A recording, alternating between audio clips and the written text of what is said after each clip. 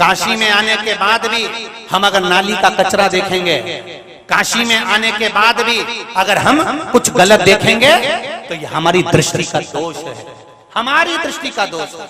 काशी में आने के बाद जब स्टेशन से नीचे उतरो, स्टेशन से पांव तुम्हारा काशी की धरा पर रखे, काशी के रेलवे स्टेशन पर तुम्हारा पांव बस भूमि पर रखा है, उस समय से तुम्हारी दृष्टि दुनिया के कोई चीज को देखने के लिए ना ललके। अगर होटल में भी हो तो ये अभिलाषा उत्पन्न होना चाहिए, सबसे पहले मैं विश्वनाथ के मंदिर जाऊंगा, नहाया कि नहीं नहाया मतलब नहीं, पर मुझे शिव देखना है, मुझे शंकर से मिलना है। ये ललकता तुम्हारे भीतर होना चाहिए। पर हमारी ललकता होती है काशी के स्टेशन से नीचे उतरते से पहले मुझे होटल जाना है। भगवान भी कहते हैं होटल में जाना था तो आया क्यों? पहले सबसे पहली ललकता जब किसी लड़की को लड़का देखने के लिए पहली बार जाता है, उसको न चाय से मतलब होता है न रसगुल्ले से मतलब होता है, उसको तो मतलब होता है कि जगदम्बा कब आएगी, उसको उससे मतलब। वो आएगी ना, उसे चाय पीना है ना, उसको नाश्ता करना है ना, उसको भोजन करना है, पहली जिसको मैं देखने के लिए आया हूं वो मुझे दिख जाए। लड़की के लिए आशा रहती है जिस लड़का मुझे देखने के लिए आया है वो मुझे दिख जाए, मैं उसको देख लूं वो मुझे देख ले। उसी तरह हमें होटल की नहीं, धर्मशाला की नहीं, हमें व्यवस्था की नहीं, हमें मूलता होना चाहिए। स्टेशन से नीचे उतरते से मेरा शंभू कहाँ है, बहुत दिनों से नहीं देखा, एक बार मेरा विश्वनाथ मिल जाए, मैं जाऊं उस शंकर के पास, मेरे वो घड़ी के पास में, और दिल से बैठकर कह दूं कैसा है महादेव, बहुत दिन हो गए मुझे बुलाने में, बहुत देरी कर दी, मैं बहुत रोया, तुझे हर पल बुलाता रहा मेरे महादेव, और तूने मुझे इतने दिनों में बुलाया, इतने दिनों में।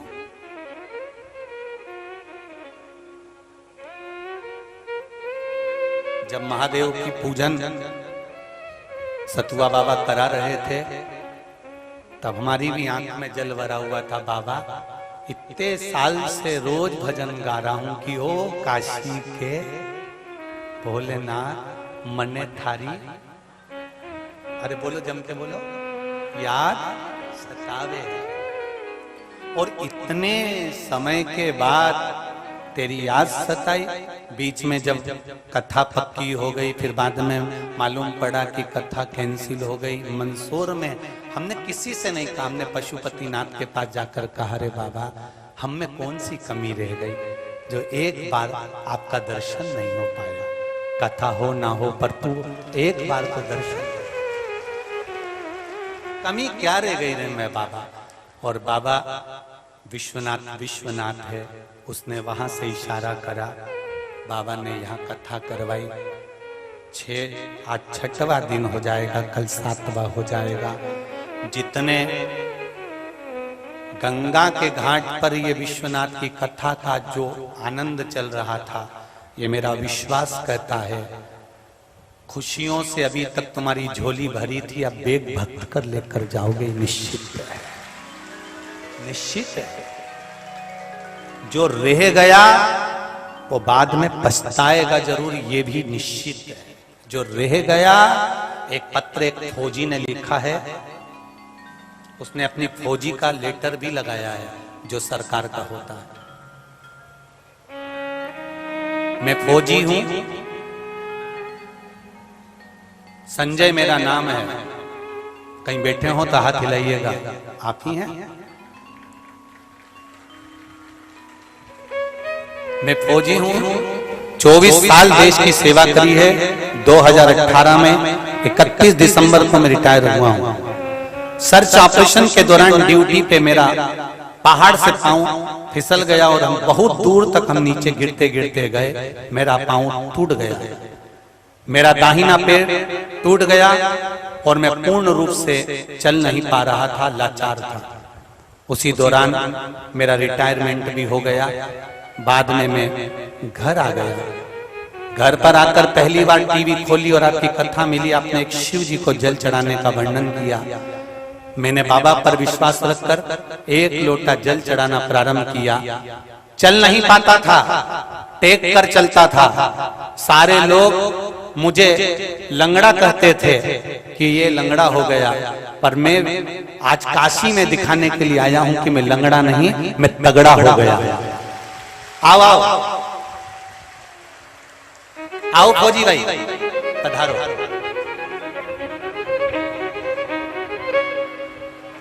मेरे शिव ने मेरा पैर वापिस कर दिया।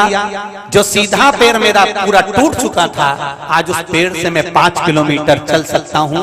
मेरे ये कागज भी हैं और मेरा ये पत्र भी है। आज बाबा ने मुझे मौका दिया। मैं आमंत्रित करता हूं फौजी भाई को कि आए। ये देखो सीधा पैर टूटा हुआ था, ये शिव कृपा है, ये ओघड़ी की कृपा है।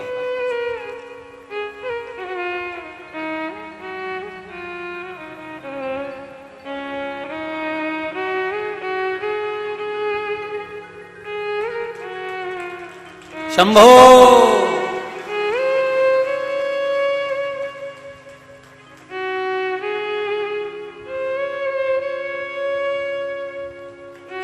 जोरदार ताली बजाकर स्वागत करें। 24 साल देश की सेवा कर 2018 में 31 दिसंबर को रिटायरमेंट हुए हैं और पांव में तकलीफ हो भी गई थी। उसके बाद भी बाबा ने पूरा पांव देखिए, पूरा पांव टूटा हुआ है, नीचे से पूरा हरा पड़ा हुआ है और हड्डियां भी।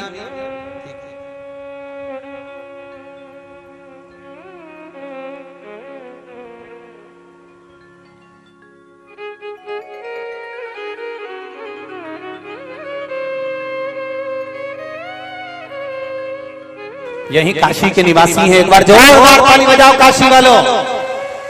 हमें गौरव है से फौजी भाई।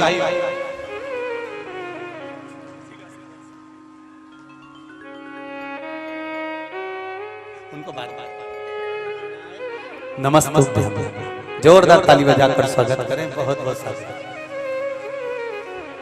शंभो शरण मांगो घड़ी घड़ी दुख काटो दया करी न दर्शन आपो शंभो शरण पड़ी मांगो। फौजी भाई का कहना है पहली बार कथा मेरी धर्मपत्नी ने सुनवाई थी और इन्हीं ने मुझे कथा सुनने की प्रेरणा दी थी और आज मेरा पांव इन्हीं के बल पर बाबा की भक्ति से ठीक हुआ है। श्री शिवाय नमस्ते। मांगू घड़ी घड़ी दुख काटो दया करी ने दर्शन आपो शंभो शरण पड़ी मांगो घड़ी घड़ी दुख काटो दया करी न दर्शन आपो। शिव तत्व है ये, भगवान शंकर को पाना। एक बेटी बैठी हुई है यहाँ पर जिसका फेफड़ा एक साइड का पूरा फेफड़ा खराब हो गया है और पूरा फेफड़ा खराब होने के बाद में डॉक्टर ने कह दिया था कि यह अच्छी जिंदगी नहीं जी सकती। शिवजी पर एक लोटा जल आप ही हैं, आप ही ने भेजा, जो दोनों हाथ हिला दीजिए एक बार। श्री शिवाय नमस्ते। एक साइड का फेफड़ा पूरा खराब है, डॉक्टरों ने कह दिया था ये कुछ नहीं कर सकती, 2 कदम नहीं चल सकती, पर बाबा की कृपा से एक लोटा जल और बेलपत्र का फर्क इतना है कि मेरी बेटी आज पूरी तरह से ठीक है और बाबा की कृपा से उसको पशुपतिनाथ व्रत की कृपा से उसका मुंबई में पवई में एक अच्छी कंपनी में जॉब भी लग गया है। मैं बाबा को धोख लगाने के लिए। श्री शिवाय नमस्ते। बैठिए। हर हर शिव तत्व है, उदारता मेरे शिव।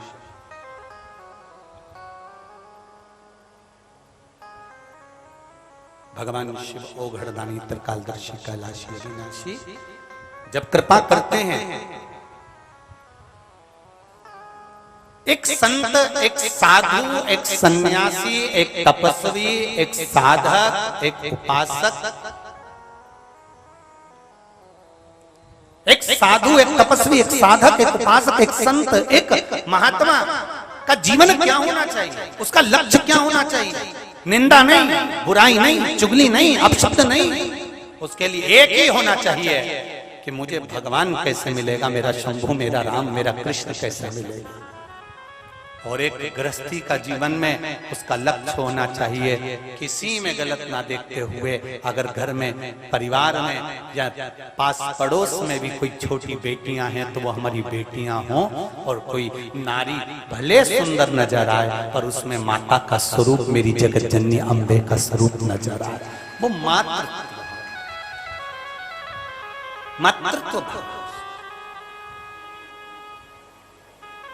केवल मातृत्व।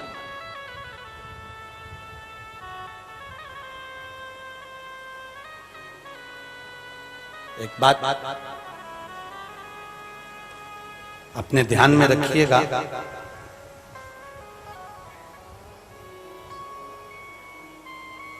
जब तक हम दूसरों से ईर्ष्या करते रहेंगे तब तक हमारी उन्नति नहीं हो सकती। क्या करते रहोगे? ईर्ष्या।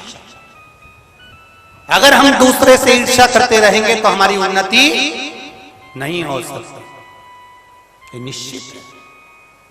आप ईर्ष्या करना छोड़ दीजिए, आप वैभव और उन्नति की सीढ़ी पर चढ़ते चले जाएंगे, आपको कोई नहीं रोक पाएगा, कोई नहीं। एक बुढ़िया दरवाजे पर बैठी थी, सामने से कपास की गाड़ी निकल कर गई, बहुत सारी कपास, बहुत सारी रुई उसमें भरी हुई थी। कपास की गाड़ी निकल कर गई तो बुढ़िया ने सोचा इतना सारा कपास कितने का बिकेगा, कितना पैसा आएगा, पैसा आएगा तो उसका तो बंगला बन जाएगा, गाड़ी आ जाएगी। वो कपास का सोचते सोचते चक्कर खा के नीचे गिर गई। कपास दूसरे की, गाड़ी दूसरे की, और चक्कर खा के बुढ़िया गिर गई। बेटे उसको उठाकर अंदर ले गए, पानी का छींटा दिया, नहीं उठी, डॉक्टर को बुलाया, डॉक्टर ने उसका इलाज करना चालू करा, नहीं उठी। पूरे मोहल्ले में खबर हो गई, सामने वाली बूढ़ी मां नीचे गिर गई।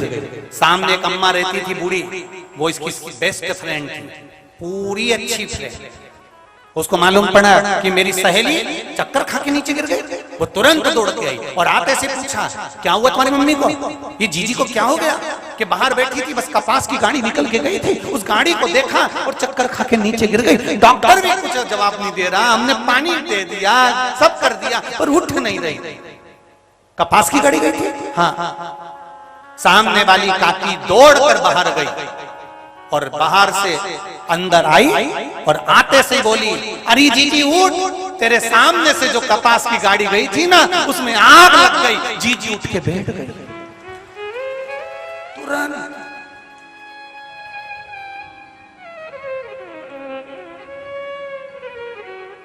बच्चों ने पूछा, काकी आपने हमारी मम्मी को कैसे अच्छा कर दिया? कुछ नहीं बेटा, कुछ नहीं करा। वो कपास की गाड़ी दूसरे की थी, कितने में बिकेगा, कितना पैसा इकट्ठा हो रहा होगा, कितना धन आ रहा होगा, और करेगा क्या, इतना रुपया सोच सोच के चक्कर खा के नीचे गिर गई। ये ईर्ष्या अंदर इतनी जलन की भर गई, इतनी जलन की भर गई कि जैसे खाने से एसिडिटी होती है, वैसे ईर्ष्या से एसिडिटी हो गई और चक्कर खा के नीचे गिर गई। अब वो चक्कर जो खाई थी तो उसको बोलना तो पड़ेगा कि वो गाड़ी बर्बाद हो गई। कई लोग संसार में ऐसे हैं जो दूसरे का सुख नहीं देख सकते, वैभव नहीं देख सकते, वो बस आस लगा कर बैठे हैं, केवल आस लगा कर बैठे हैं। जैसे एक कौवा आस लगा कर बैठा होता है कि कब कुत्ता मरे और छींतड़ा नोचा जाए, ऐसे कई बैठे हैं तुम्हारे लिए आस लगाकर कि ये थोड़ा सा बड़ा अब कब गिरेगा, और हम तैयारी करके बैठे हैं कि हमको इसको कैसे नोचना, हमें कैसे इसको चीथड़े निकालना। इतना कैसे कमा रहे हैं, इतना कैसे आ रहा है, इतना वैभव कैसे बन रहा है, ऐसा कैसे बन गया, इतना धन कैसे आ गया, ये सब नोचना है, केवल नोचना है और कुछ नहीं। ईर्ष्या। शिव महापुराण की कथा कह रही, आग लगे बस्ती में, जम के बोलो जरा, अपन रहो मस्ती में। 3 सूत्रों का स्मरण करना, सारी समस्या का हल। और दूसरा, आग लगे बस्ती में अपन रहो, क्या किसको रोइए जिंदगी के ये 3 सूत्र अपना के रख लो। 1 लोटा जल से समस्या मिटती रहेगी।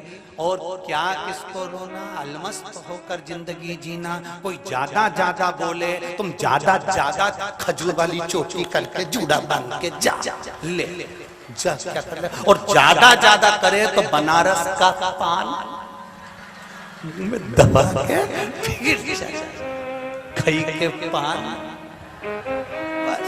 ले अब बोले।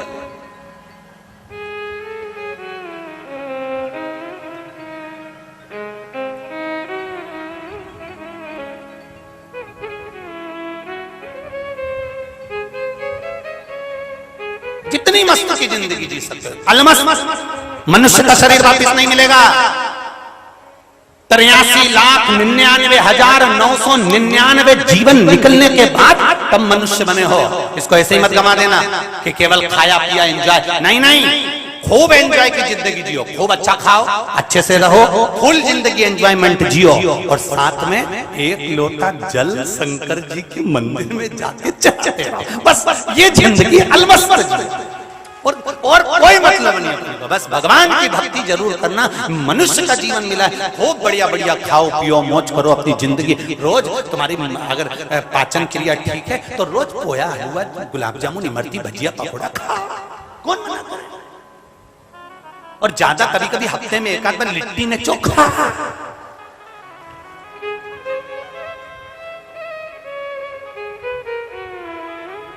जो खाए लिट्टी चोखा वो कभी ना खाए धोखा। ऐसा है लिट्टी और चोखा।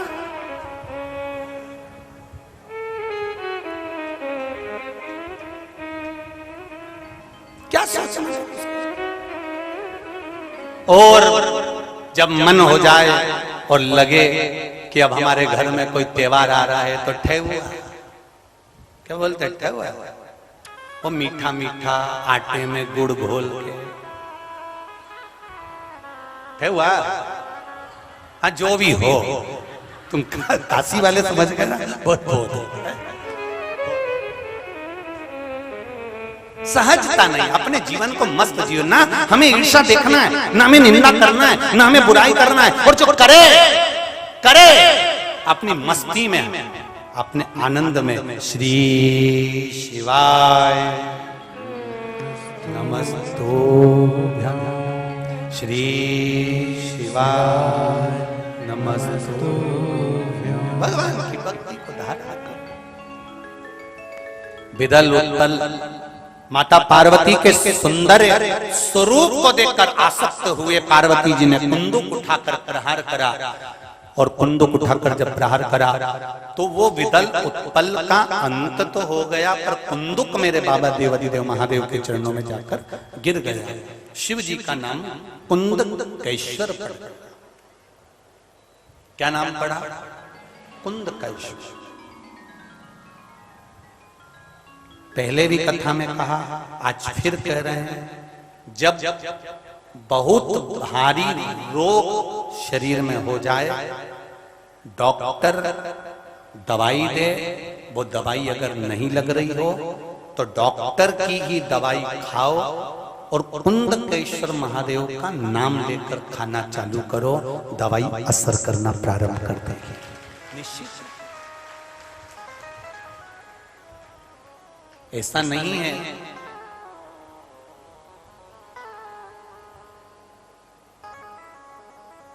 दुनिया में केवल एक डॉक्टर ही ऐसा होता है जो भगवान का स्वरूप होता है, जिस पर हम विश्वास कर कर उसके पास जाते हैं और अपने दिल की बात कहकर उससे औषधि लेकर आते हैं।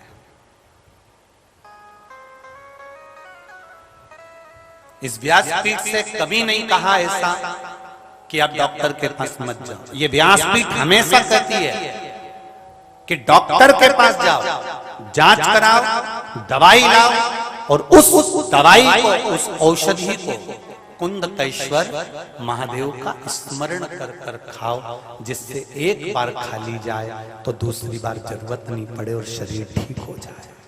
शरीर दवा के साथ में दुआ की भी जरूरत पड़ती है, इसलिए एक लोटा जल शिव जी को रोज चढ़ाओ, थोड़ा सा आचमन करने के लिए लेकर आओ, बेलपत्री चढ़ाओ। कभी कभी अगर हमारे शरीर में ज्यादा कष्ट हो रहा है, ज्यादा बीमारी आ रही है, ज्यादा तकलीफ आ रही है, तो बेलपत्री की जो बीच वाली पत्ती है, बीच वाला जो पत्ता है, अशोक सुंदरी वाली जगह पर उसको, जैसे जल इधर बहता है तो अशोक सुंदरी वाली जगह पर बेलपत्री का पत्ता इस तरह से रखकर कलश में जो जल है वो जल उस बीच वाले पत्ते पर, अशोक सुंदरी वाली जगह पर, अपने शरीर में अगर ज्यादा कष्ट है, घुटने में अगर डॉक्टर बोल रहा है कि घुटना बदलना पड़ेगा या कोई गैप आ गया है हड्डी में तो शरीर में ये ऑपरेशन करना पड़ेगा, या गुरिया खसक गया है तो उसके लिए डॉक्टर की दवाई तो जरूर खाओ, साथ में बीच वाली जो पत्ती है जो आपने अशोक सुंदरी वाली जगह पर रखी है, वहां 7 बार भगवान शंकर के नाम से, कुंदकेश्वर के नाम से जल चढ़ाओ। फिर थोड़ा सा जल बचा हुआ 3 बार शिवलिंग के ऊपर चढ़ाओ। उसी पानी में से थोड़ा सा आचमन जितना पानी कलश में लेकर आ जाओ या कटोरी में लेकर आ जाओ, उसको दिन भर में 3 बार पीना प्रारंभ करो कुंदकेश्वर महादेव के नाम से, और फिर 15 दिन बाद जांच कराओ। बाबा चाहेगा ऑपरेशन की जरूरत नहीं पड़ेगी। शिव तत्व को जाओ। कौन से महादेव? कुंदकेश्वर महादेव। ये शंकर भगवान का एक स्वरूप, जब माता पार्वती जी ने कुंदुक का प्रहार करा था और वो कुंदुक बिदल उत्पल को मारने के बाद शिव जी के चरणों में जाकर गिरा था, तो वो कुंदकेश्वर महादेव। कुंदकेश्वर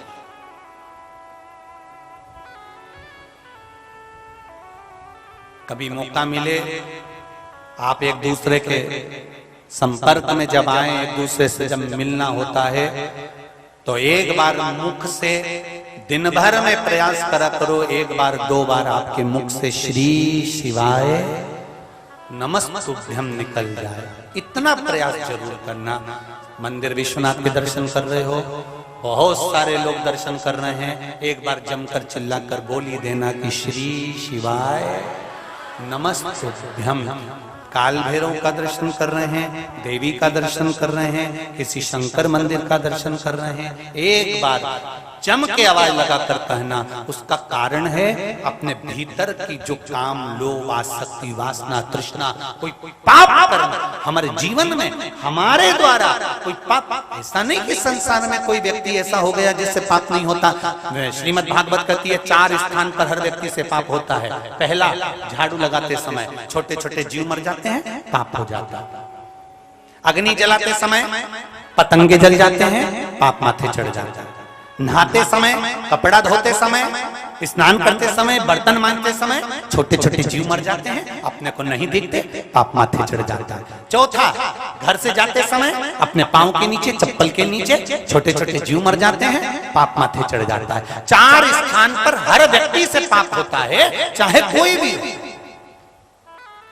ये पाप की गठरिया उसके मस्तक पर बंधी रहती है। पाप कहां जाकर कम होता है? जब हम किसी देवालय में, कथा में, मंदिर में पहुंचते हैं और हमारी नाभि से जब आवाज निकलती है। तुमने कई बार देखा होगा, विश्वनाथ जी के दर्शन करने जाते होगे या भगवान के मंदिर दर्शन करने जाते होगे, तो कई बार आप लोगों ने देखा होगा कि कई साधु, सन्यासी या कोई संत इतनी जम के चिल्लाता है कि अपने को डर लग जाता है। आते से चिल्लाएगा, एकदम मन में भय लगेगा, कौन चिल्लाया? कारण क्या है? वो चिल्लाया नाभि से। क्यों चिल्लाया? 4 स्थान पर पाप होता है, वो पाप कहीं नहीं कटता। मरने से पहले उस पाप को अगर काटना है तो या तो शिव महापुराण की कथा में जाकर या शंकर के मंदिर में जाकर जम के बाबा को पुकार लो, कट जाता। कट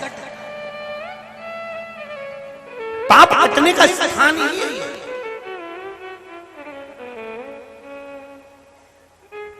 हाँ, कोई कोई लोग अगर हो सकता है कि कोई चीज को पाने के लिए, जैसे एक महाराज जी कथा करने गए तो कथा में जाकर उन्होंने गांव के लोगों से कहा हमको यहाँ कथा करना है साहब, हमको यहाँ कथा करना है। तो क्या हमारे यहाँ कोई कथा मत नहीं सुनता, नहीं साहब मेरे को तो कथा करना है, आप तो कथा करवा। तो उन्होंने कहा ठीक है। सरपंच साहब ने कहा ठीक है मैं कथा करवा देता हूँ। तो अब बिछाने के लिए कुछ नहीं, सरपंच साहब ने अपना कोई वस्त्र था नीचे बिछा दिया, बिछाया और गाँव के लोग कथा सुनने के लिए आ गए। थोड़ी देर बाद गाँव के लोगों का मन कथा में लगा नहीं, सब उठ के चले गए। पंडित जी ने आंख खोल कर देखा तो कोई नहीं था, सब 50 लोग बैठे थे, सब चले गए, अकेला सरपंच बैठे हुए।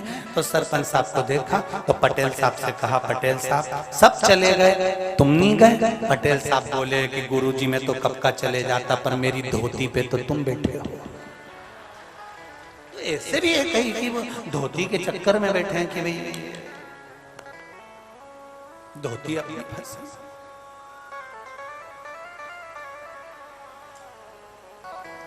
शिव के द्वार पर जाना, शिव महापुराण में जाना, एक बार दिल से नाभि से कहना श्री शिवाय हर हर नमः शिवाय। दिल से कह दो उसका नाम का उच्चारण, उसके दिल से, ये नाभि कोश से निकलना चाहिए।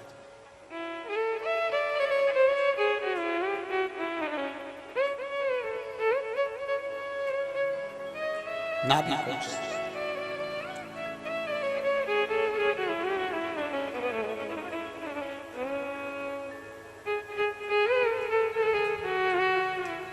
महाराज कथा कर रही है, आगे वर्णन आया।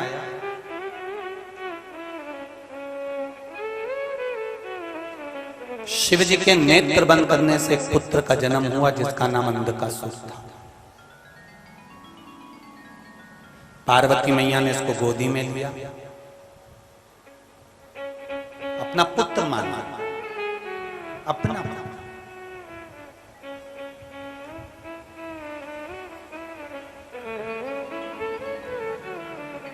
शिव जी ने मना करा इसको समुद्र में फेंक दे। पार्वती मैया फेंकना नहीं चाहती क्योंकि मेरा पुत्र है, मेरा बेटा है। केवल एक माँ ऐसी होती है, बेटा कपूत से कपूत भी हो जाए तो भी माँ अपने बच्चे के लिए कभी गलत नहीं सोचती। केवल माँ।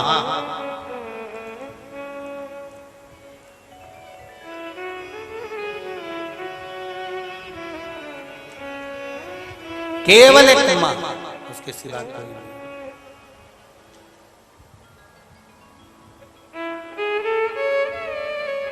आप बेटा अब शब्द भी बोल देता है, आड़ा टेढ़ा भी बोल देता है, कुछ गलत भी बोल देता है, तो भी माँ उसके लिए कभी गलत नहीं सोचती।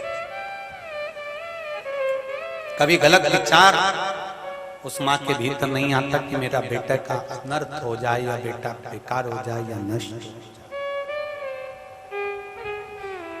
जैसे माता और पिता अपने बच्चे के लिए कभी गलत नहीं सोचते, संसार में जन्म लेने वाले बच्चे भले परमात्मा के लिए गलत गलत बोल देते हैं, परमात्मा के लिए अपशब्द बोल देते हैं, पर कभी परमात्मा अपने बच्चों के लिए गलत नहीं सोचता। वो सोचता है कि इसका उद्धार हो जाए, कभी गलत नहीं सोचता।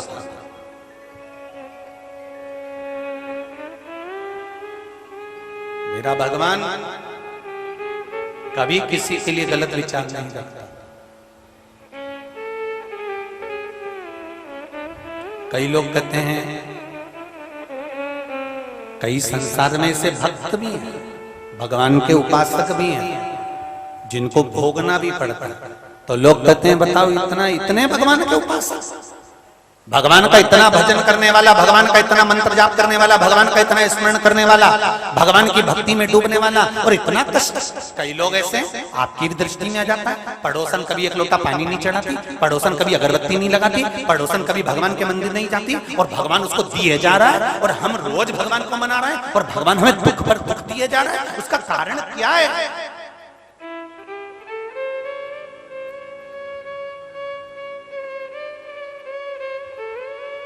कारण क्या है? थोड़ा सा कष्ट आएगा, आप हारना मत। ये कष्ट आया है, भगवान अपनी ओर तुम्हें बुलाना चाहता।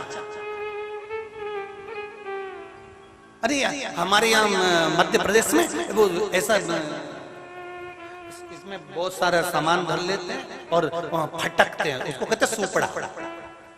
तुम्हारे यहाँ क्या कहते हैं? सूप ना? हाँ, तो वो सूपड़ा जो होता है, सूप जो होता है, उसको फटका जाता है। फटकने से कचरा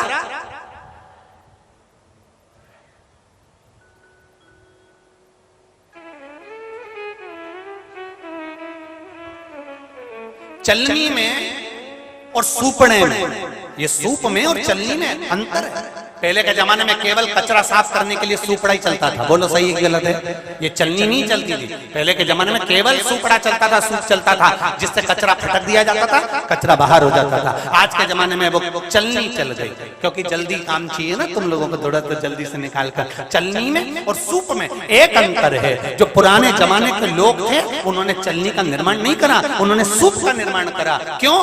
क्योंकि बहुत चतुर थे। उनको मालूम है कि सूप जब कचरा फटकेगा तो सूप कचरे को फटक कर बाहर कर देगा, अच्छे अच्छे दाने को अपने पास रख लेगा। चलनी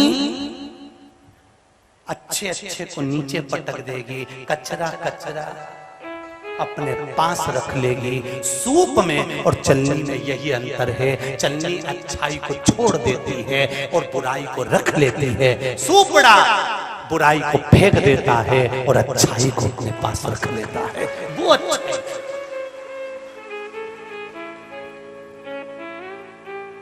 जैसे फटका लगाया जाता है और कचरा बाहर हो जाता है, अगर जिंदगी में थोड़ा सा दुख आए, तकलीफ आए, कष्ट आए, चिंता मत करना। विश्वनाथ जी को जाके धन्यवाद देना कि तूने फटका लगाया है, कचरा साफ कर रहा है। मैं समझ गई। तो थोड़ा कचरा साफ, थोड़ा दुख आया है ना, कचरा साफ करने के लिए। कोई अपशब्द बोल रहा है, कोई ताने दे रहा है, कोई गाली दे रहा है, कोई आपके उंगली उठा रहा है, कोई बार बार आपकी निंदा कर रहा है, बार बार ताने दे रहा है, बार बार गलत बोलने को तैयार बैठा हुआ है। समझ लेना कि महादेव ने इस सूपड़े को तुम्हारे पास भेजा है तुम्हारे को फटकने के लिए। ये जब जब बोलेगा तेरे लिए आड़ा टेढ़ी बोलेगा, जब जब बोलेगा तेरे लिए गलत ही बोलेगा। समझ जाना कि सूपड़ा परमात्मा ने तेरे लिए भेज दिया है, जिससे फटकी लगा लगा के तुझे एकदम क्लीन कर देगा, साफ कर देगा, तेरा जीवन निर्मल कर देगा। पहचानो इन सूपड़ों को, पहचानो।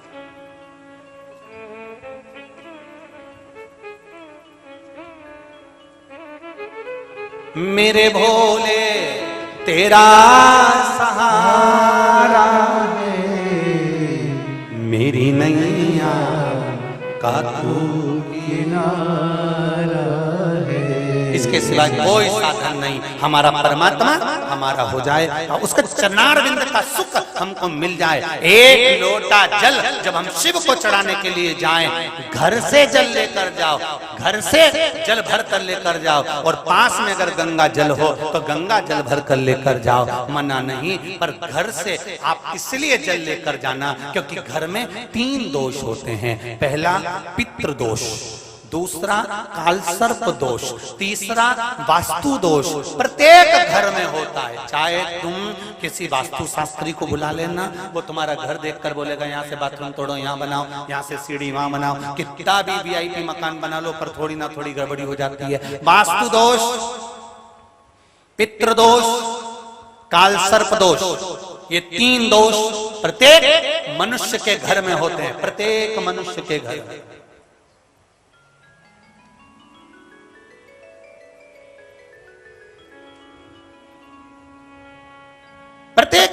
घर में ये 3 दोष हैं।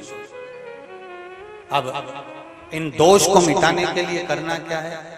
इन दोष को मिटाने के लिए अपने घर से जल भर कर लेकर जाना है, क्योंकि घर में जो मटका होता है, हंडा होता है, वो पितरों का स्थान होता है। रसोई घर से जब जल लेकर जाते हैं तो वास्तु दोष समाप्त होता है। हंडे में से पानी भर कर लेकर जाते हैं तो पितृ दोष समाप्त होता है। और घर के दरवाजे से लेकर जाते हैं तो काल सर्प दोष समाप्त होता है। और शिव को चढ़ाने से हमें आनंद की अनुभूति। कई लोग हमसे कहते हैं 1 लोटा जल चढ़ाने से सारे दुख मिट जाते हैं। इतने सारे ये पत्र ढेर लगे हैं, क्या इतने बस 1 लोटा जल चढ़ाने से दुख क्यों मिटता है? क्योंकि 3 दोष तो केवल लोटा ले जाने से ही मिट जाते हैं। एक माता ने लिखा है कि कुष्ठ रोग तक मिट गया। देखिए पत्र देखिए,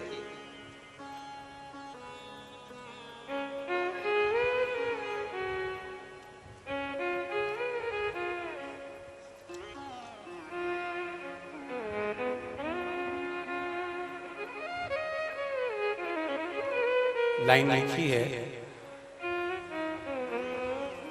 तेरा ही दिया मैंने खाया किया है, तेरा शुक्रिया है, तेरा शुक्रिया है।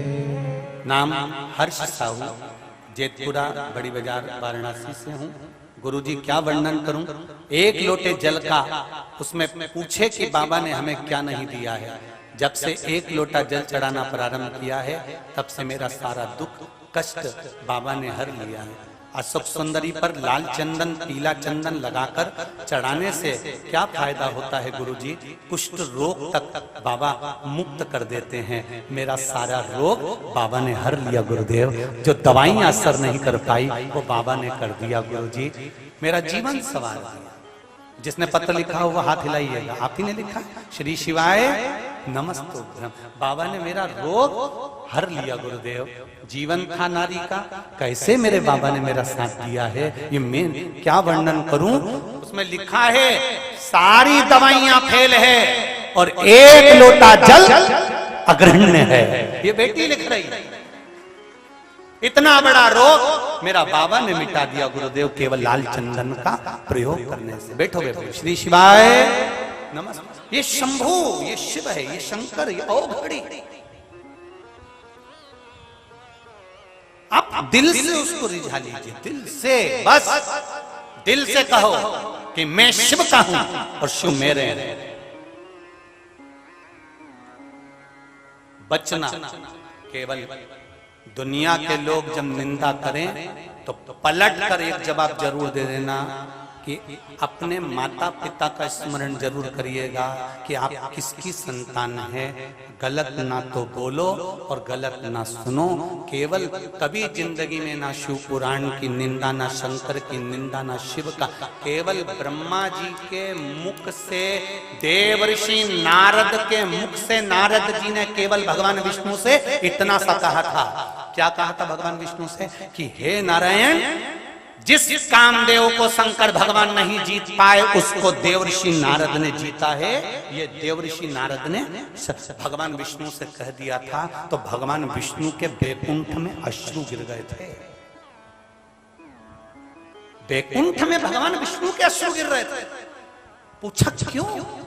लक्ष्मी जी पूछ रही, नारायण आप रो रहे हो, आप रो रहे हो? भगवान विष्णु ने कहा, लक्ष्मी ये देव ऋषि नारद ने तो निंदा कर दी और मैंने सुन ली, उसका दोष मुझे लग गया। निंदा कोई कर रहा है शंकर की, शिव की, शिव पुराण की, तो उसको या तो रोक दो, नहीं रुके तो वहां से फिर डिलीट हो जाओ। अपने को बोलना ही नहीं, उसको शब्द ही नहीं कहना। निंदा कर दी लक्ष्मी, इस नारद ने निंदा कर दी, तो उससे होगा क्या? निंदा से कुछ होता है क्या?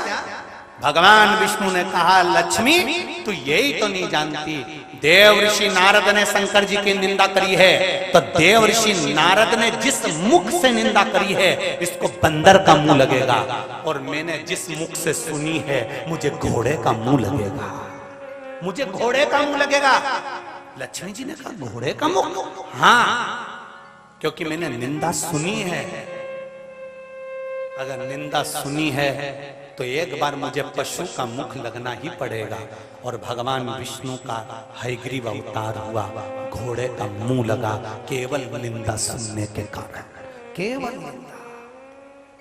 कोई आड़ा टेढ़ा बोले आप उसको पलट कर जवाब दो, कोई अपशब्द बोले एक बार तड़क कर जवाब दे दो, जोरदार जवाब दो, भले कोई बोले, और अगर नहीं बोलते मने तो वहां से हट जा।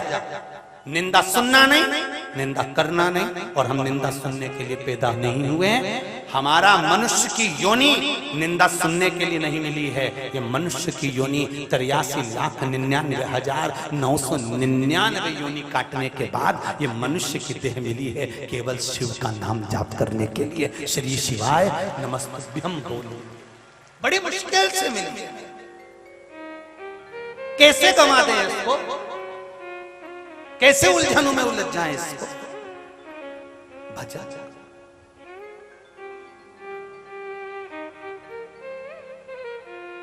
महाराज अंधकासुर पानी में फेंक दिया गया, हिरण्याक्ष ने झेल लिया, बड़ा करा। मेरे माता पिता कौन है? हिरण्याक्ष ने कह दिया कोई नहीं। समुद्र में बहकर आया था, मैंने पकड़ लिया था, कोई माता नहीं कोई पिता नहीं। हिरण्याक्ष का संगार वराह भगवान ने कर दिया। अंधकासुर ने अपने दूतों से कहा कि मेरे को तप करना है, तप करने अंधकासुर बैठा। भगवान ब्रह्मा जी से वर मांगा कि मुझे वर दो, मैं कभी मरूं ना। ब्रह्मा जी ने कहा ऐसा कभी नहीं हो सकता कि तू मरेगा नहीं, मरना तो पड़ेगा। बादाम खाओगे तो भी मरेगा, किशमिश खाओगे तो भी मरेगा, रोटी खाओगे तो भी मरेगा, नी खाओगे तो भी मरेगा। ये तो मरना तो निश्चित है, मरना बिल्कुल निश्चित है। तुम चाहे कथा सुनो चाहे मत सुनो, मरोगे तो सही, ये तो निश्चित है। बस कथा सुनकर मर गए तो वापस जन्म नहीं होगा, और कथा नहीं सुनकर मर गए तो फिर नरक की जिंदगी जीना। 83,99,999 योनियां वापिस प्राप्त कर, फिर चींटी बनो, जुआ बनो, फिर कोई निकालेगा।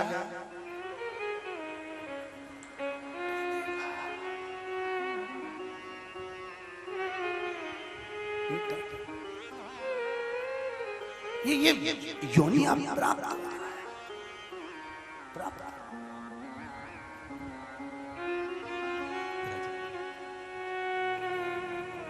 बड़ी मुश्किल से मनुष्य की देह में 83,99,999 योनियां छोड़ने के बाद ये मानव का शरीर मिला है, ये मनुष्य की देह मिली है, ये मानव का शरीर। इसको कैसे कमा दे साहब, कैसे?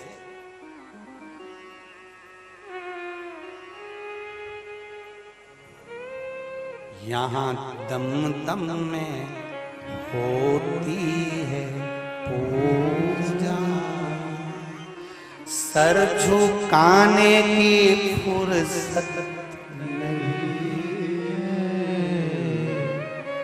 आप विश्वनाथ बाबा के दर्शन करने जाओ, आपको झुकने तक नहीं देंगे, सीधे सीधे चलो चलो चलो, जल चढ़ाओ बढ़ो, दर्शन किया बढ़ो, झुकने भी नहीं देंगे। क्यों? यहाँ दम दम में होती है 21,600 श्वास जो भगवान शिव ने हमको दी है, 3.5 करोड़ रोम छिद्र जो परमात्मा ने दिए हैं, ये केवल हर श्वास में भजन करने के लिए, पूजन करने के लिए दिए हैं। जब तुम्हारी श्वास भजन कर रही है, तुम केवल शंकर का दर्शन करो, उसका चिंतन करो। दर्शन चिंतन स्मरण कर कर जाओगे, कल्याण निश्चित हो जाएगा। जरूर निश्चित। बड़ी मुश्किल से 83,99,999 योनियां त्यागने के बाद 84,00,000वीं योनि मनुष्य देह की, और बड़ी मुश्किल से अगर हम इसको यूं ही गंवा दें तो हमारा जीवन बेकार। फिर इस मनुष्य देह का मतलब ही क्या? फिर इस मानव शरीर का क्या मतलब?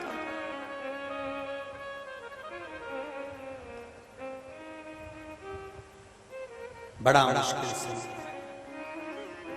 अंधकासुर ने पूछा, बताओ, मेरे ब्रह्मा जी से कहा मुझे वर दे दो। ब्रह्मदेव ने कहा, सुन रहे अंधकासुर, मरेगा तुझे निश्चित है, मृत्यु तेरी आएगी ये निश्चित है। तो मेरी मृत्यु आएगी?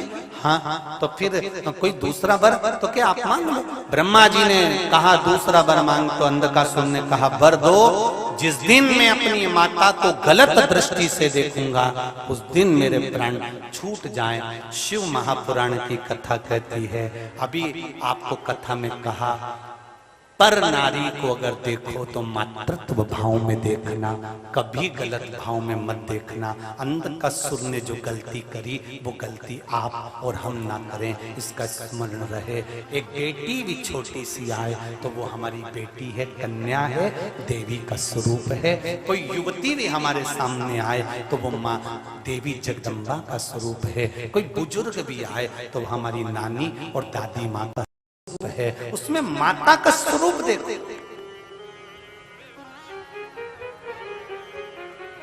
उसमें माता का प्रतिबिंब देखो।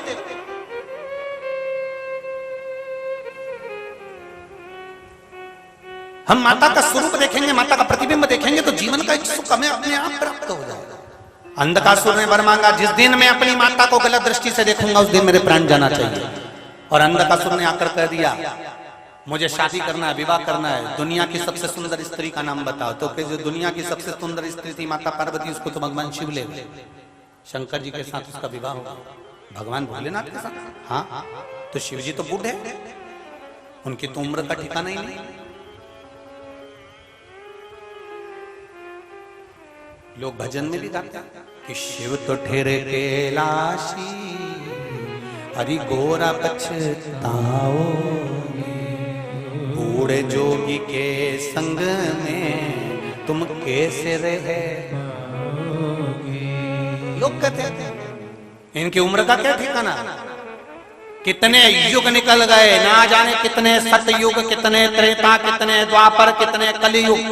और काशी वालों, तुम्हें तो प्रसन्न होना चाहिए, देवाधिदेव महादेव को बारंबार दंडवत करना चाहिए कि ये काशी की वो धरा है जिसने ना जाने कितने सतयुग देखे हैं, ना जाने कितने त्रेता, कितने द्वापर और कितने कलियुग देखे हैं, और काशी वैसे की वैसी है, आज भी वैसी। ये देवाधिदेव महादेव की कृपा से।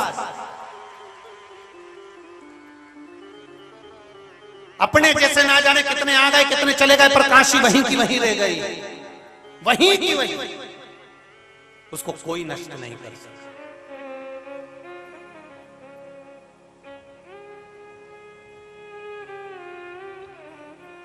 और जब जब कोई नष्ट करने के लिए आ भी जाता है तो देवाधिदेव महादेव किसी एक सनातन धर्म के ऐसे जनक को भेज देते हैं जो वापिस फिर मंदिर का निर्माण करवाना प्रारंभ कर देता है। अगर कहीं कुछ उपद्रव करके कुछ विनाश कर भी दें तो मेरा देवाधिदेव महादेव किसी ना किसी को जन्म दे देता है कि सनातन धर्म को फिर आगे बढ़ाया जाए। बहुत लोग भटक रहे थे मार्ग से, कोई इस धर्म में जा रहा है, कोई उस धर्म में जा रहा है, कोई यहाँ भटक रहा, कोई वहाँ भटक रहा। शिव जी ने कोरोना महामारी में देख लिया कि संसार को अपना स्वरूप दिखाना है, तो शिव जी ने शिव महापुराण, जो लोग केवल जानते थे कि शिव पुराण होती है पर कोई ये नहीं जानता था कि इसको सुना भी जाता है, सब रमे हुए थे भागवत रामायण गीता आदि में, पर शिव के तत्व को कोई नहीं जानता था। पर शंकर ने कोरोना महामारी में इस शिव महापुराण को जन जन तक दे दिया। ले जाओ। और अब जब टीवी का चैनल खोलोगे तो कहीं ना कहीं तुम्हें शिव पुराण लोग सुनाते हुए मिल ही जाएंगे, कथावाचक शिव पुराण सुनाते हुए दिख जाएंगे, क्योंकि समझ गए कि शिव तत्व है क्या, शंकर है क्या। कौटि कौटि जन्म निकल जाए तो शिव को जानना कठिन है। कौन जाने। माता पार्वती जी ने 51 जन्म लिए हैं और 52वां जन्म माता पार्वती का है। इससे पहले सती, उमा, कात्यायनी, कुष्मांडा, स्कंदा, गौरी, ना जाने कितने कितने रूप धारण कर लिए माता पार्वती जी ने, तो भी भगवान शंकर को पहचान नहीं पाई कि शिव तत्व क्या है। और 52वें नंबर का 52 नंबर का जब जन्म माता पार्वती का हिमालय राज के यहाँ मैनावती के सुंदर आनंदमय गोद में हुआ है, तब शिव जी से बारंबार कहती हैं कि आप मुझे शिव तत्व को जानने का तरीका बताएं। शंकर भगवान से बार बार प्रार्थना करिए। कौन बताएगा, कौन जाने। महाराज अंधकासुर ने कहा अगर पार्वती जी को शिव जी ले गए तो उनको मैं लेके आऊंगा, इतनी सुंदर है क्या। हाँ? पुत्र है, भूल गया कि मैं पुत्र हूं। गए, पार्वती जी का सुंदर स्वरूप देखा, और मां तो मां होती है। आज भी कहूंगा घर की जो बूढ़ी मां है ना, उसके बराबर बहू भी सुंदर नहीं हो सकती जितनी घर की बुजुर्ग मां सुंदर होती है। क्यों? क्योंकि माता के चेहरे की सुंदरता नहीं होती, माता के हृदय की सुंदरता होती है। वो अपने बच्चों के लिए कभी गलत नहीं सोचती, इसलिए उसकी सुंदरता बढ़ती चली जाती है। मां मां ओल्ड इज गोल्ड। जो बुजुर्ग हैं,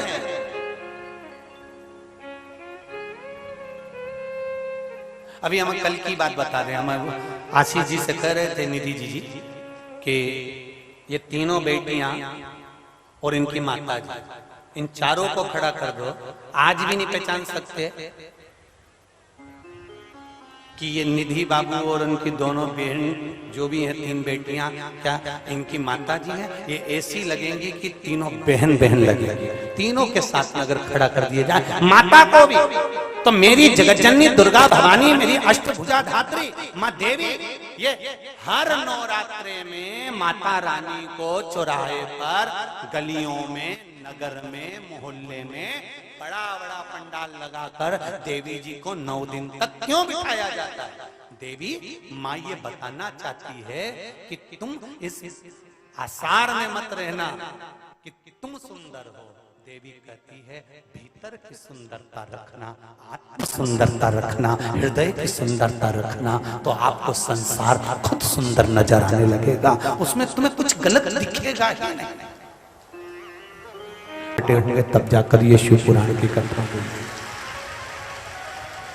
हमारे पाप कर्म जब समाप्त होते हैं तब जाकर कोई अच्छी चीज, कुछ अच्छा हमारे जीवन में हमें प्राप्त होता है।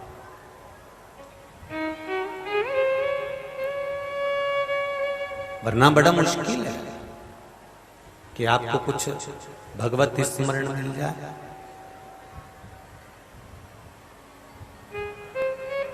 कई लोग कहते हैं गुरुजी शिव महापुराण की कथा आप कहते हैं, उस कथा में परिवार को सुधारने के लिए, समाज को सुधारने के लिए, सनातन धर्म के लिए और जनमानस के कल्याण की बात कहते हैं। शिव महापुराण तो इसमें थोड़ी बहुत आ पाती है।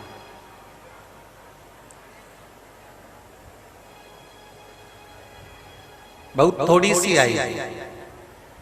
शिव महापुराण को तो अपन छूते हुए, स्पर्श करते हुए और उसके चरणों को प्रणाम करते करते चलते हैं। कारण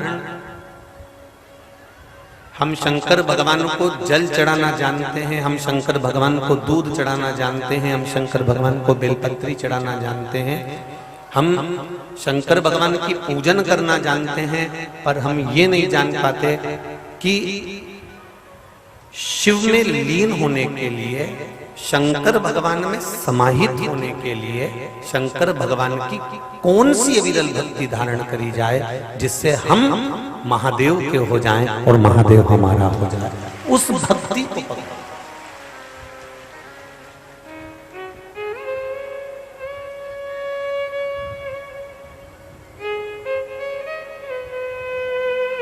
केसरी जी जब हम वहां से चले थे तो हमको कहा था कथा स्थल बहुत दूर है शहर से, और ये निधि बेटी ने भी कहा था कि थोड़ा शहर विश्वनाथ मंदिर और कथा स्थल में दूरी है। और निधि बेटी ने एक बात और कही थी, इतना बड़ा पंडाल लगा दिया, पब्लिक इतना सारा लोग काशी में आता नहीं है। काशी में विशाल विशाल कथा हो गए, 5,000, 7,000, 10,000। तो निधि बेटी कह रही थी कि ये बहुत बड़ा लग गया, अगर इसमें लोग नहीं रहेंगे तो कथा का आनंद गुरु जी का चले जाएगा। हम निधि बेटी से और केसरी जी आपको भी कहेंगे, कौशल जी कहेंगे कि जहां मेरा विश्वनाथ बैठा हो वहां कुछ खाली रह ही नहीं सकता।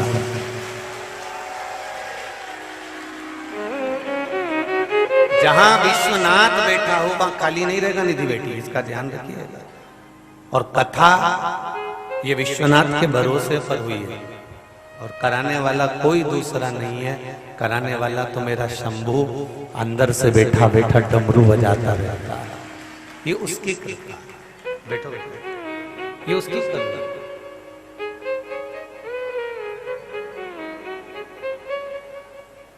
बाचने वाला प्रदीप मिश्रा नहीं है, सुनने वाले आप नहीं हो, और करवाने वाले कौशल जी नहीं है। करवाने वाला भी विश्वनाथ और सुनाने वाला भी विश्वनाथ और सुनने वाला भी विश्वनाथ।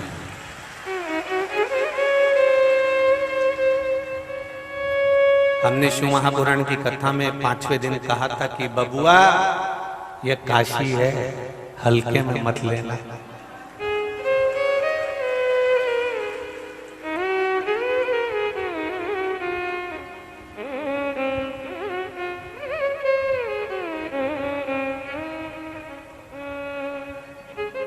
जो केवल भगवान को पाने के लिए आता है उसको कुछ नजर नहीं आता है। आप लोग तो काशी में निवास करते हैं, मैं आपको नमन करता हूँ, प्रणाम करता हूँ, दंडवत करता हूँ आपके चरणों को। आप लोग तो देखते रहते होंगे कि लोग अपना विदेश छोड़कर, अंग्रेज अपना देश छोड़कर काशी की धरा पर एक एक, डेढ़ 2 महीने तक पड़े रहते हैं, घूमते रहते हैं, दर्शन करते रहते हैं, रिसर्च करते रहते हैं। कोई अपन जो निवास कर रहे हैं वो ट्रैफिक को देखकर थोड़ा सा डर जाएंगे, जो अपन निवास कर रहे हैं वो थोड़ी सी भीड़ देखकर डर जाएंगे, पर वो अंग्रेज जो विदेश से आए हुए हैं और भारत की भूमि पर काशी में दर्शन करने के लिए आए हैं, उनको ना तो ट्रैफिक से मतलब है, ना भीड़ से मतलब है, ना किसी चीज से मतलब है। वो अपनी मस्ती में केवल महादेव को खोजते हुए निकले चले जाते हैं कि महादेव कहाँ है। वो केवल भगवान शिव को खोजते हुए जा रहे हैं, वो केवल भगवान शंकर को खोजते हुए जा रहे हैं। कभी मणिकर्णिका के घाट पर, कभी 80 घाट पर, कभी रविदास जी के घाट पर, कभी गंगा के घाट पर, जहां उनका मन पड़ता है वहां बैठकर भगवान शिव को खोजते हैं, भगवान शंकर को ढूंढते हैं। हमारा आपसे भी यही निवेदन है।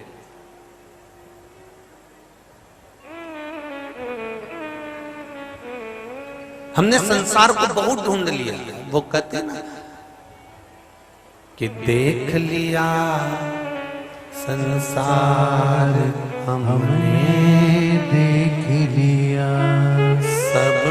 मतलब के यार हमने देख लिया।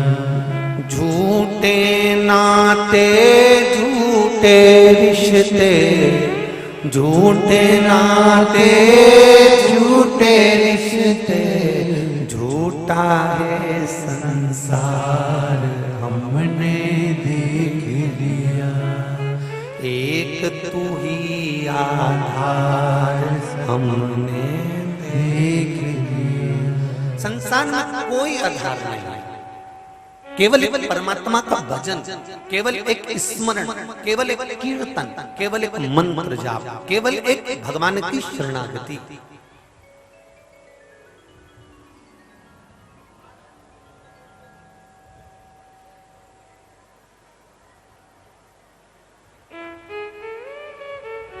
मेरे भाई, मेरी काशी की जीजियों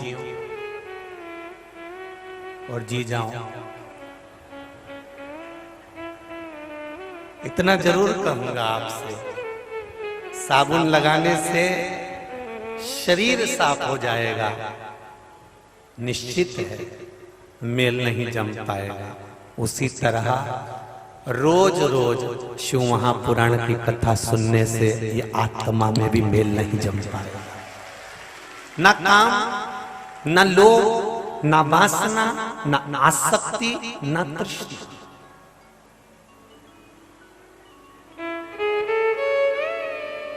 अरे कितनी अविरल भक्ति। कोई कह रहा था यहां पर लोग तप करने आते हैं, यहाँ लोग आराधना करने आते हैं, तपस्या करने आते हैं, बाबा होन बैठे रहते हैं, खूब तप करते हैं। तो हम भी उनको कहना चाहते हैं, शिव महापुराण की कथा में ये 3 घंटे की कथा है, पर इस पंडाल में एक एक व्यक्ति घूम कर देखना, सवेरे 7 बजे से 1 जैसे बिना खाए पिए ना वॉशरूम के लिए जाते हैं, ना कहीं जाते हैं, अपनी जगह छोड़कर केवल 1 बजे का इंतजार करते हैं और 4 बजे तक कथा सुनने के बाद फिर उठते हैं।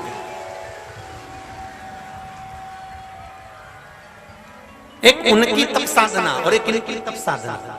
आप थोड़ी सी मुंडी पीछे घुमाकर, अपना मुख पीछे घुमाकर देखेंगे, साइड में घुमाकर देखेंगे, धूप में कड़कती हुई धूप, और ये भी इतनी भयंकर कठोर धूप कि लोग अंदर बैठे हैं तो उनको पसीना आ रहा है, और वो बाहर पूरे पंडाल के चारों तरफ घूमकर देखिए कि लोग ऐसी धूप में खड़े होकर कहीं बैठकर, जहां मौका मिल जा रहा है वहां बैठकर शिव महापुराण की कथा सुन रहे हैं। तो ये तो इनकी तप साधना, यही तो इनकी तप साधना का फल है, यही तो इनका सुख है।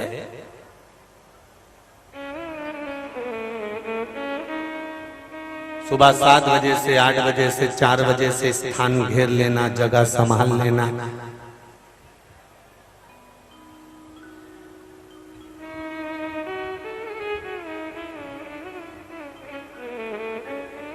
लाखों की संख्या में आपका आना, ये अविरल भक्ति है। और यही भक्ति मेरा देवाधिदेव महादेव देखता है। अरे भाई,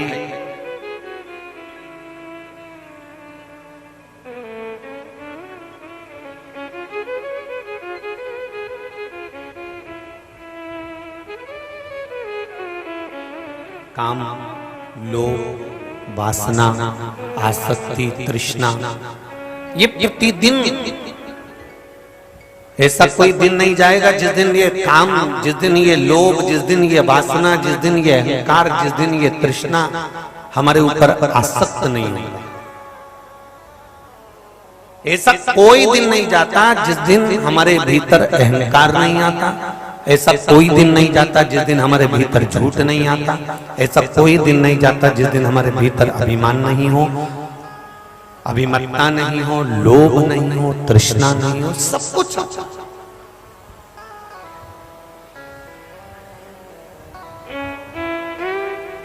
पर जरा सा हाथ में अगर कचरा लगा, जरा सा हाथ में शरीर में थोड़ा सा कुछ लगा, कलर लगा, कचरा लगा, सामान लगा, मिट्टी लगी, तुमने साबुन से धो लिया। एक से बढ़कर एक साबुन आते हैं और उसमें सुगंध भी बहुत होती है और उसका रेपर भी अच्छे से अच्छा होता है। बस साबुन के रेपर से, साबुन के ऊपर जो कागज लगा रहता है उससे मेल साफ नहीं होगा। साबुन के ऊपर जो कपड़ा लगा रहता है, कागज लगा होता है, उससे पन्नी से मेल साफ नहीं होता। साबुन अकेला रगड़ लिया बिना पानी के तो भी मेल साफ नहीं होगा। साबुन का काम है कि पानी के साथ मिलकर वो मेल को साफ कर देता है। उसी तरह शिव महापुराण का काम है कि भक्ति के साथ में रगड़कर वो भीतर के मेल को साफ कर देता है। ये निश्चित था। जो लोग रात में सफर करते हैं वो पूरी रात ड्राइवर से बात करते हैं। बोलो री जी हाँ, सही है कि गलत है? और जितने भाई लोग बैठे हैं यहाँ पर वो बताओ, अगर तुमने कोई गाड़ी पर्सनल करी है, कोई 4 व्हीलर गाड़ी को लेकर जा रहे हो, अपनी गाड़ी कर लेकर जा रहे हो, अपनी गाड़ी को लेकर जा रहे हो, जो रात भर सफर करते हैं वो रात भर ड्राइवर से बात करते हैं। क्यों करते हो? हैं? तुम्हें शौक चला है क्या बात करने का? क्या तुमको नींद नहीं आ रही है? आ रही है, पर ड्राइवर से बात इसलिए कर रहे हो कि इसकी झपकी नहीं लग जाए, इसको नींद ना आ जाए। अगर ये सो गया तो हमें मंजिल तक, अरे बोलो तो जम के, नहीं पहुंचा सकता। इसलिए तुम ड्राइवर से रात भर बात करते हुए चलते हो। दुनिया के लोग रात में सफर करते हैं तो ड्राइवर से बात करते करते चलते हैं जिससे हम मंजिल तक पहुंच जाएं। उसी तरह शिव महापुराण की कथा कहती है जैसे रात को आप मंजिल पर पहुंचना है तो रात भर ड्राइवर से बात करते हो, तब जाकर उसको नींद नहीं आती और वो मंजिल तक पहुंच जाते हैं। उसी तरह शिव पुराण की कथा कहती है, शिव महापुराण की कथा केवल कथा नहीं है, इस कथा में हम और आप इसलिए बैठते हैं कि हम भी उस परमात्मा की मंजिल तक पहुंच जाएं। इसलिए चर्चा करते करते, स्मरण करते करते वहां तक पहुंचा जा सकता।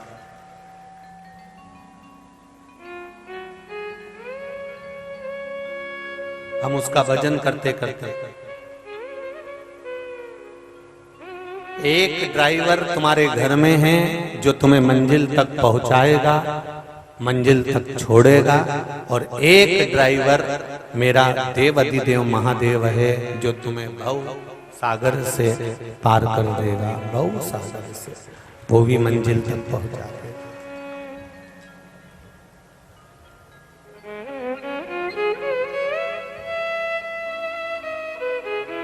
वो भी मंजिल तक पहुंचा।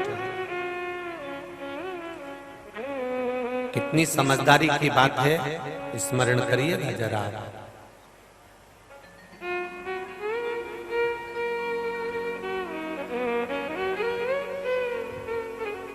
ऐसे तीन लोग, 3 लोगों को देखकर मनुष्य को अपना रास्ता चेंज कर देना चाहिए।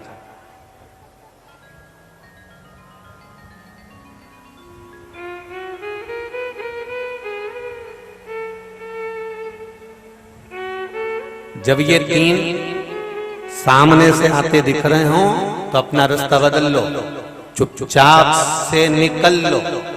कौन 3 लोगों को देखकर अपना रास्ता बदल लेना चाहिए। काशी वालों जरा ध्यान लगाकर सुनिएगा। आस्था चैनल वाले, जितने आस्था चैनल पर कथा सुन रहे हैं और जितने फेसबुक यूट्यूब पर कथा सुन रहे हैं और जितने इस विशाल मां गंगा के घाट पर कथा सुन रहे हैं, ध्यान लगाकर सुनना। 3 को देखकर अपना रास्ता बदल लेना चाहिए और चुपचाप से निकल जाना चाहिए। पहले नंबर पर सांप, दूसरे नंबर पर शेर, तीसरे नंबर पर शराबी।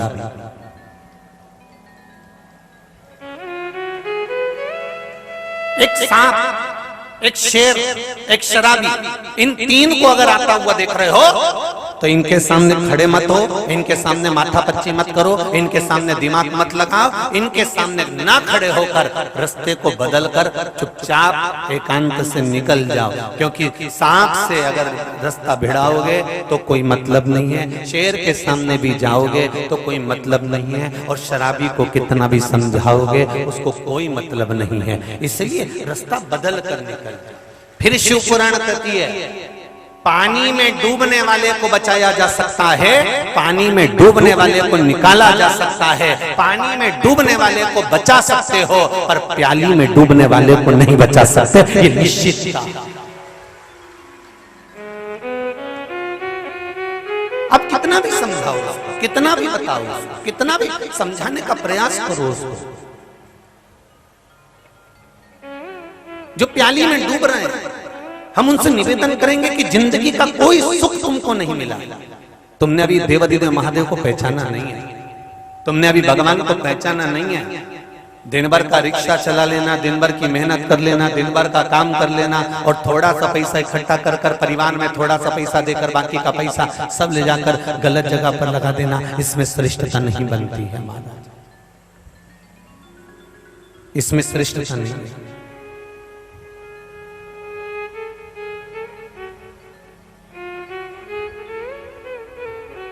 श्रेष्ठता इसमें नहीं है, श्रेष्ठता भगवत भजन में, भगवत स्मरण में।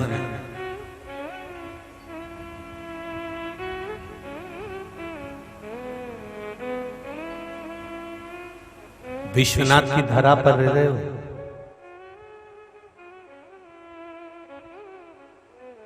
थोड़ा सा ट्रैफिक में अगर जाम लग जाए तो रिक्शे वाला भी चिल्लाकर दौड़ने लगता है।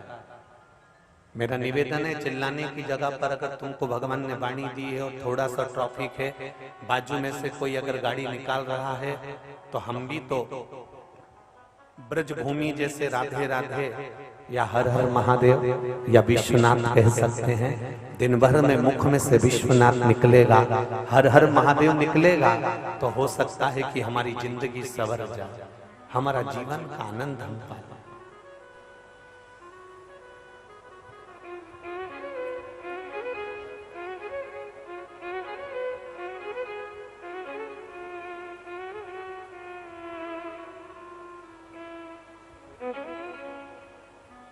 प्रतिदिन जो गंगा के घाट पर रहते हैं वो रोज गंगा नहीं नहा पाते।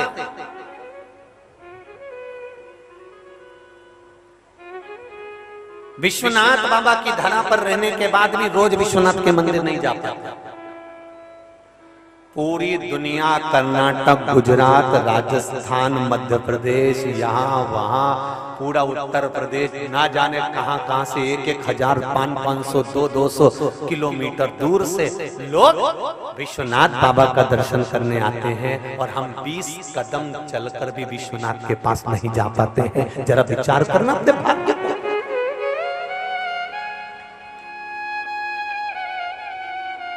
जरा विचार करिएगा अपने विचार को, अपने भाग्य को कि हम विश्वनाथ बाबा की धरा पर रह रहे हैं, काशी जैसी पुण्य धरा पर रह रहे हैं, उसके बाद भी हम दिन भर दुकान पर बैठते हैं, दिन भर नौकरी में लगे रहते हैं, दिन भर व्यापार में लगे रहते हैं, दिन भर कार्य में लगे रहते हैं और हम विश्वनाथ बाबा का दर्शन तक करने नहीं जा पाते, हम बाबा से विनती करने नहीं जा पाते। सारी दुनिया के लोग इस विश्वनाथ बाबा की पावन धरा पर काशी में आते हैं और हम काशी में रहने के बाद भी कई लोग ऐसे हैं जो भगवान के मंदिर तक नहीं जा पाते। सावन में पूरी दूर दूर से लोग कांवड़ लेकर आते हैं और हम केवल उनका दर्शन कर लेते हैं, हम भगवान के मंदिर तक नहीं जा पाते। क्यों? किस लिए?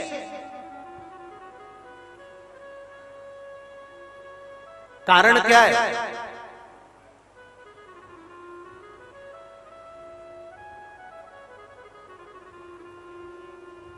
कारण क्या? हम सब दूर जा रहे हैं पर विश्वनाथ बाबा की धरा तक, विश्वनाथ बाबा के चरणों तक नहीं पहुंच पा रहे। क्यों?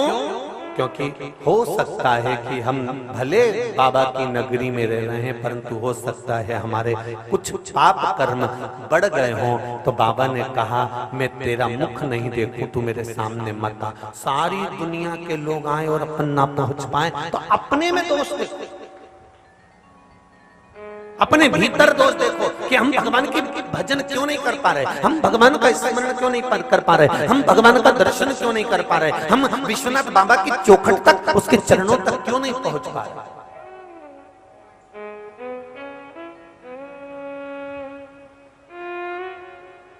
आखिर क्या कमी है हमारे भीतर, कौन सी ऐसी कमी रह गई कि हमें भगवान क्यों नहीं मिल पा रहा। तुम्हें नींद आ रही है बहुत तेज और बच्चे गदर कर रहे हैं, बच्चे चिल्ला चोट कर रहे हैं, बच्चे सोने नहीं देते, तो तुम क्या करोगे? बच्चों को डांटोगे कि नहीं डांटोगे? अरे बोलो तो जम के बोलो जरा, डांटोगे ना? तुम्हें नींद तेज आ रही है, बहुत तेज नींद आ रही है और बच्चे गदर कर रहे हैं, तो तुम बच्चों को डांट दोगे और बच्चों को डांट दिया और बच्चे चुप ही हो जाएंगे। और तुमको बहुत तेज नींद आ रही है, बहुत तेज नींद आ रही है और मक्खी तुम्हें परेशान कर रही है, अब क्या करोगे?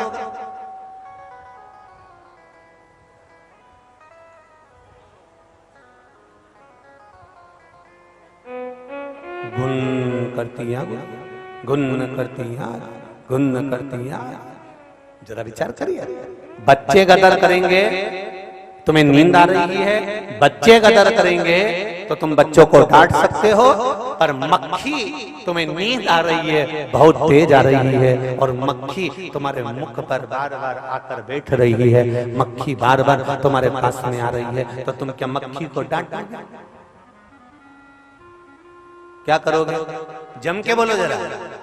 मक्खी बार बार आ रही है तो तुम मक्खी को नहीं डांटोगे, जो चद्दर पड़ी हुई है, जो रजाई पड़ी हुई है, जो कम्बल पड़ा हुआ है, अपने मुख पर डालोगे और सो जाओगे। उसी तरह जब हम सत्संग करने बैठते हैं, भजन करने बैठते हैं, कई लोग कहते हैं हमारा मन थोड़ी देर लगता है फिर नहीं लगता, अर्थात बच्चों को तो तुमने डांट लिया पर मक्खी को नहीं डांट पा रहे हो। इसलिए निवेदन है, जब तुम्हारा मन ना लगे, जब तुम्हारा चित्त ना लगे, भगवान की भक्ति की ओर मन ना लगे, उस समय पर शिव महापुराण का कम्बल ओढ़ना और थोड़ी देर आराम कर देखना, आपको आनंद की अनुभूति हो जाएगी। जब भटको मार्ग से, कहीं इधर उधर विचलित हो रहे हो, कहीं मार्ग से भटक रहे हो, उस समय पर शिव तत्व को जानने के लिए शिव महापुराण की कथा को श्रवण करना ही पड़ेगा, भगवान शंकर की कथा को सुनना ही पड़ेगा, ये निश्चित था।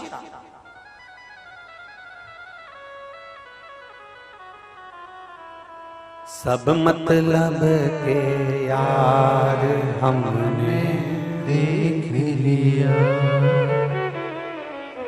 झूठे नाते झूठे रिश्ते, झूठे नाते झूठे रिश्ते, अरे झूठा है संसार हमने देख लिया, सब मतलब के यार हमने देख लिया, देख लिया संसार हमने देख लिया।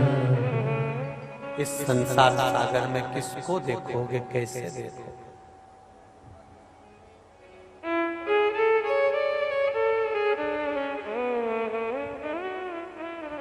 कल कथा में एक बात थी, स्मरण में रहे आपकी, कि भीष्म पितामह ने द्रौपदी का चीर खींचते हुए देखा था, तो 56 दिन तक उनको बाणों की सैया पर पड़े रहना पड़ा था। दृष्टि सही होना चाहिए, दृष्टि सही।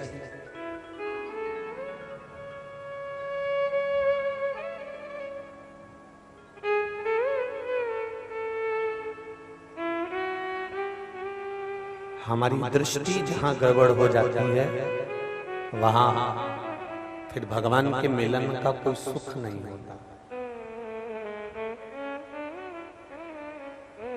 काम, लोभ, वासना, आसक्ति, तृष्णा, ये सब इन नेत्रों से जाता है। अजामिल की कथा कहती है पूरा जीवन उसने भगवान के भजन में निकाल दिया। अजामिल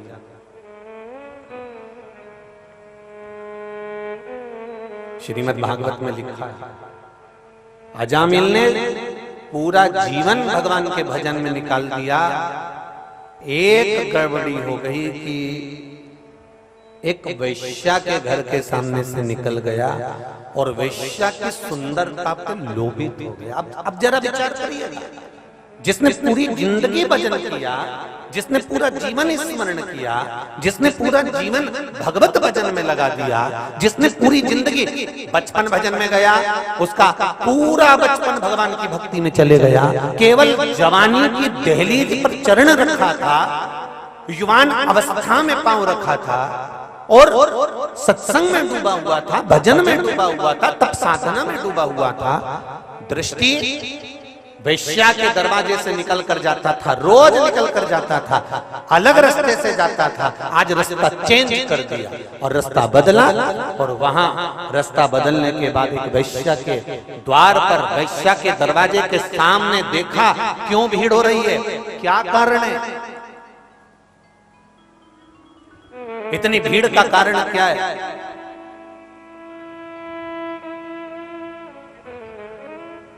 किस लिए इतनी भीड़ हो रही है, वो देखने के लिए रुका, और रुका तो उसने देखा कि यहाँ तो एक बड़ी सुंदर नारी रहती है, बड़ी सुंदर, इतनी सुंदर, और उसको अब मन में आने लगा। वो रोज तपस्या करने बैठता, रोज भजन करने बैठता, रोज उस नारी को देखकर जाता, तो उसके मन में उस नारी के प्रति प्रेम बढ़ गया, आसक्ति बढ़ गई, काम बढ़ गया। केवल श्रीमद् भागवत कथा के अजामिल ही एक ऐसे नहीं थे जिनके भीतर देखकर रुचि बढ़ी। श्रीमद् भागवत में एक पात्र और है, श्री ध्रुव जी महाराज।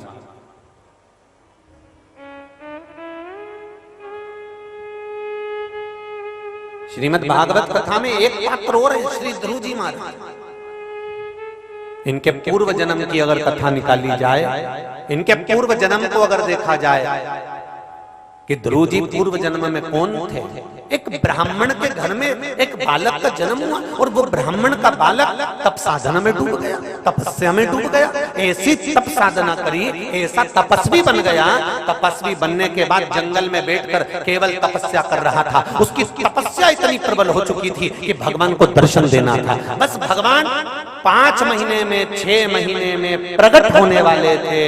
इतने में तो क्या हुआ कि जिस वन में वो बैठकर तपस्या कर रहा था, उसी वन में नगर का राजा, राजा का पुत्र युवराज उस नगर में, उस जंगल में आया, और जंगल में अपनी कुटिया बनाकर, एक झोपड़ा बनाकर उस जंगल में मृगा करने के लिए वहां रहने लगा। वहां उसके साथ में राजसी ठाठ था, पूरा आनंद था, और इतने में इसके नेत्र खुल गए। नेत्र खुलकर तपस्वी ने देखा कि कोई यहाँ रह रहा है, पता करा तो युवराज है। उसके पास में सारा ठाठ था, सारा वैभव था।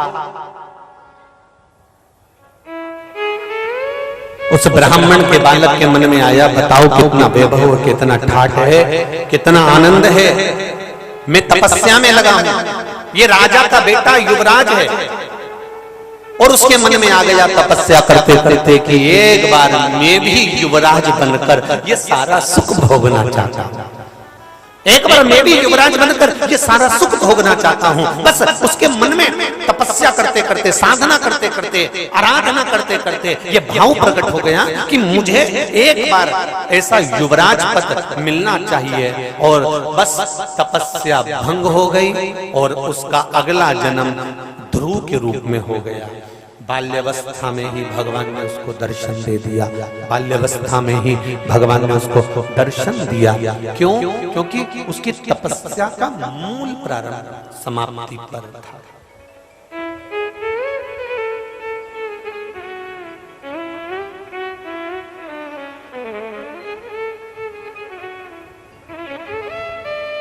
विचार करिएगा। स्मरण करिएगा जरा। भक्ति का मूल, भक्ति का सुख। पीछे की आवाज बढ़ाइए, पीछे की आवाज बढ़ाइए। भक्ति का मूल, भक्ति का सुख।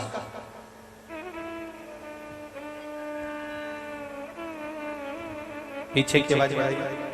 भक्ति का जो मूल है, भक्ति का जो सुख है, वो आनंद है। महाराज शिव तत्व कह रहा है, भगवान शंकर की कथा कह रही है। तपस्या करते करते, तप करते करते अजामिल का ध्यान वैश्या में चले गया। अजामिल का स्मरण वैश्या में पहुंच गया। तपस्वी तप करते करते उसका ध्यान राजा के पुत्र में चले गया और तपस्या भंग हो गई। तप भंग।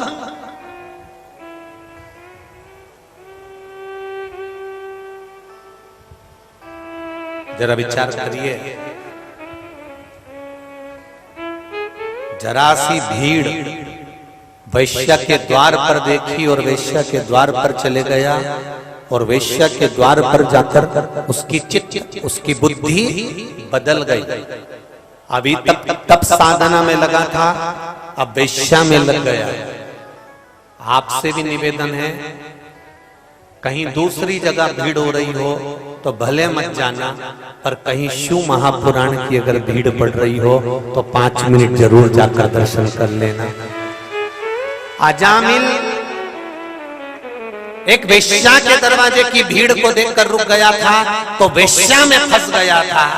आप शंकर भगवान की कथा की भीड़ देखकर उसकी चौखट पर 2 मिनट शिव महापुराण के पंडाल में पहुंच गए और रुक गए।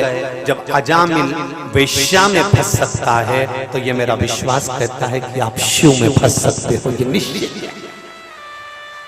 शंकर भगवान के चरणों में निश्चित है आपका चित्त, आपका मन, आपकी दृढ़ता, आपका विश्वास पहुंच सकता है।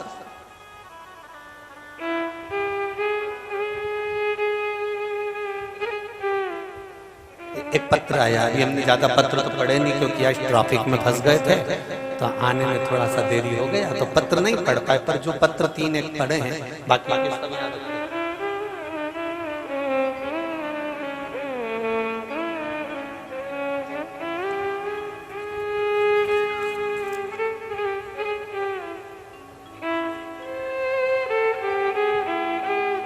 शंभो शरणे मांगू घड़ी दुख काटो, दया करी न दर्शन आपो। शंभो शरण वर्णन है। मेरा नाम अनारा देवी, मैं वाराणसी की रहने वाली हूँ। कहीं बैठी हूँ तो दोनों हाथ अवश्य हिलाइएगा। अनारा देवी वाराणसी से है, कहीं बैठी हो तो हाथ हिलाइएगा दोनों। गुरुजी, हम बाबा का क्या वर्णन करें, मैं क्या बताऊं, जितना गुणगान करूं उतना कम है। गुरुजी, मेरे 5 साल का बच्चा, 3 साल की बच्ची थी, घर से 10 बजे रात को निकल गए और घर पर किसी को पता नहीं था। गुरुजी, चाचा जी के पीछे जा रहे थे, उनके काका जी के पीछे, और रास्ता भटक गए और चाचा जी को मालूम ही नहीं था कि बच्चे आ रहे हैं। जब बहुत दूर तक चला गया तब पीछे मुड़कर देखा तो बच्चा खड़ा था। फोन बेटे ने किया कि कोई 2 बच्चों का स्मरण सब दूर हो रहा है। तब बाबा की कृपा से, शिव बाबा की करुणा से इतना रुदन पड़ा, इतना रोना पड़ा केवल भगवान शिव याद आए और श्री शिवाय नमस्तुभ्यम का मंत्र याद आया और मेरे दोनों बच्चे वापिस मेरे घर में कोई व्यक्ति छोड़कर चले गया। ये शिव है। कहां पूरे ढूंढने में लगे। एक पत्र और देखिए।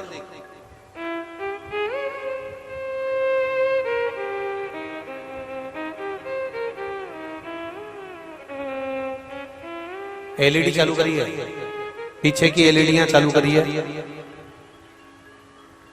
पीछे जितनी भी एलईडी लगी हैं कुछ बंद हैं, चालू करिए।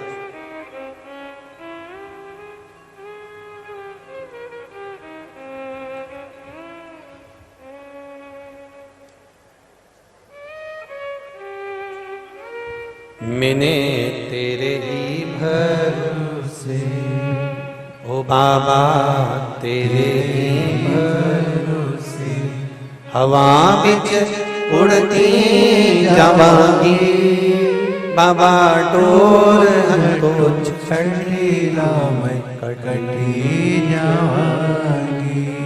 श्रीमती वीणा देवी बिहार गया शेर घाटी से आई हैं, कहीं बैठी हो तो हाथ हिलाइएगा। श्रीमती वीणा देवी बिहार गया शेर घाटी से आई हूँ। बाबा मेरे पास कोई शब्द नहीं, आपको धन्यवाद करने आई हूँ। मेरे भोले तेरा सहारा है, मेरी नैया का तू ही किनारा है।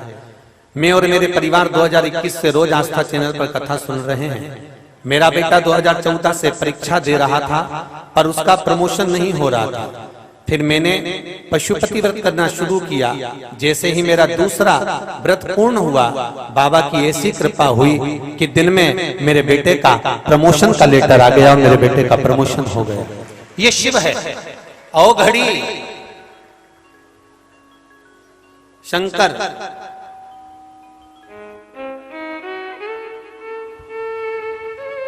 शिव है। ओ घड़ी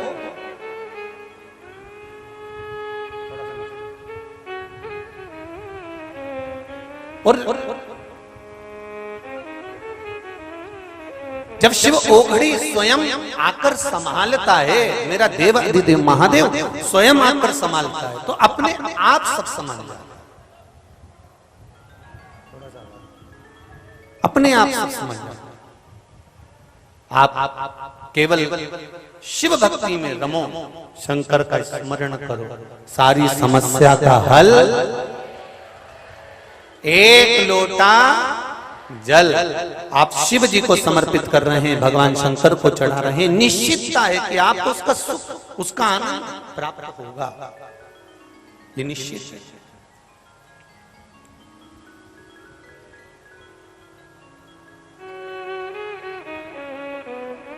महाराज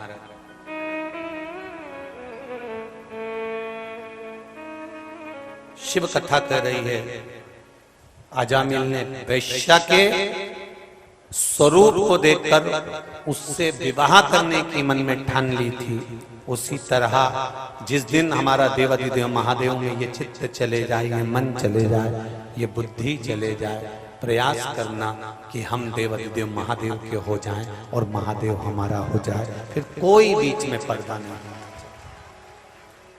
कुछ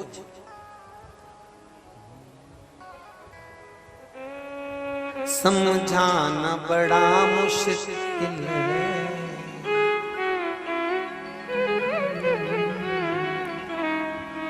ये जीवन के सारे दुख काट कर आपके चरणों की भक्ति प्रदान कर, आपके चरणों का स्मरण प्रदान कर, और आपके चरणों की जब तक भक्ति नहीं मिलेगी तब तक जीवन का कोई सुख प्राप्त होना कठिन, बहुत कठिन है महाराज। शिव चरणारविंद की भक्ति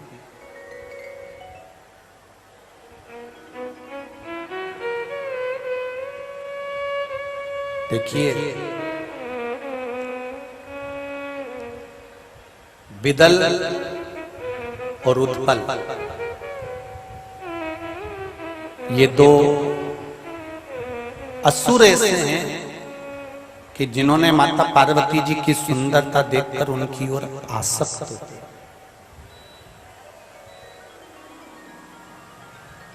ये उनकी ओर आसक्त हो।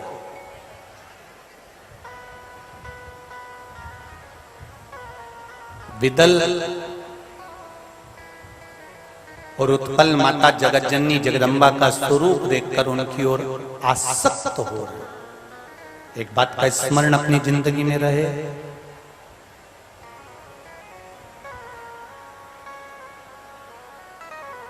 अभी नवरात्रे गए हैं, नवरात्रे में आपने माँ देवी का स्वरूप देखा होगा, माँ दुर्गा का स्वरूप देखा होगा, माँ भवानी का स्वरूप देखा होगा।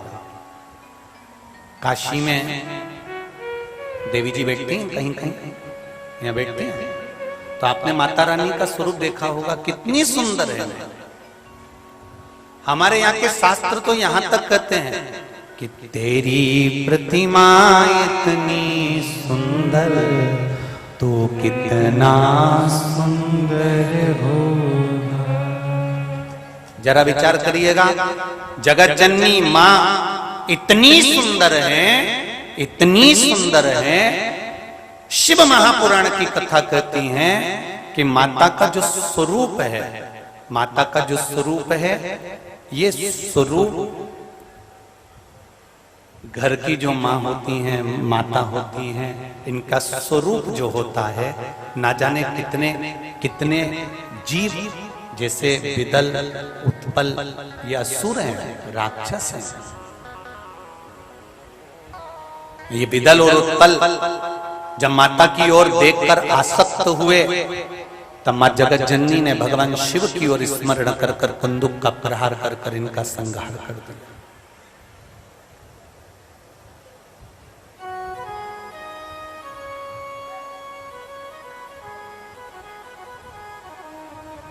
एक बगीचे में लगा हुआ फूल, एक बगीचे में लगा हुआ, गार्डन में लगा हुआ पुष्प, देखो सुगंध लो, नैनों को सुख पहुंचा, पर उस पुष्प को तोड़कर कुचलना नहीं है, फेंकना नहीं है। पुष्प की सुंदरता है कि वो भगवान की शरणागति में जाए, भगवान के चरणों में जाए। पुष्प की सुंदरता है कि वो भगवान की शरणागति में पहुंच जाए। उसी तरह भगवान अगर सुंदरता देता है तो इसलिए नहीं देता कि हमारे भीतर अभिमान प्रकट हो या अहंकार प्रकट हो। भगवान सुंदरता देता है तो इसलिए देता है कि आप लोगों को प्रेरणा दे सको कि हम भले सुंदर हैं, पर हम शिव की आराधना में, राम की आराधना में, कृष्ण की आराधना में डूबे हुए हैं। क्योंकि इस काया से हमें कोई मतलब नहीं, हमें शिव से, हमें शंकर से मतलब, हमें राम और कृष्ण से मतलब।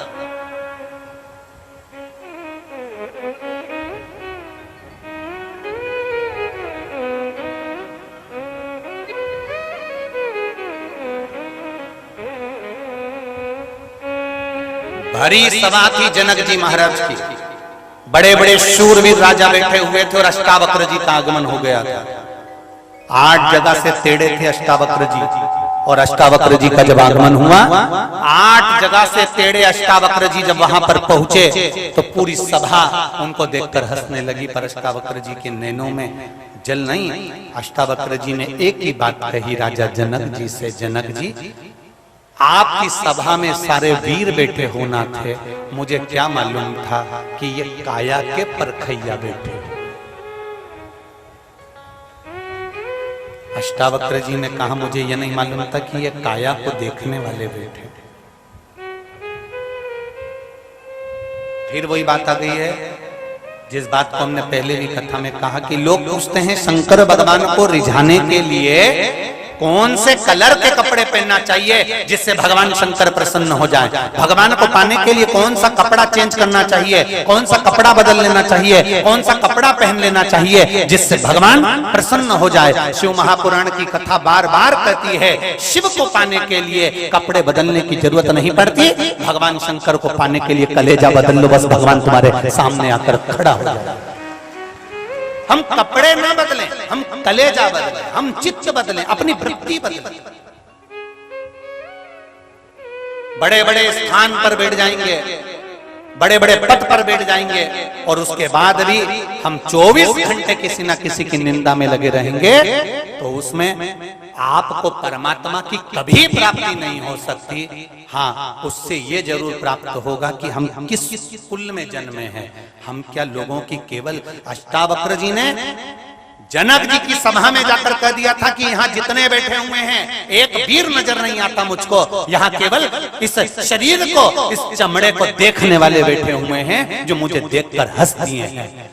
अगर वीर बैठे होते तो वीरता की बात करते, ज्ञानी बैठे होते तो ज्ञानी की बात करते, पर ये तो चमड़े को देखने वाले बैठे हुए हैं, इसलिए इनके सामने मेरा आना जरूरी नहीं। जनक जी को कहा, जनक जी आशीर्वाद देता हूं, और अष्टावक्र जी निकल कर चले गए। आप क्या देख रहे हो?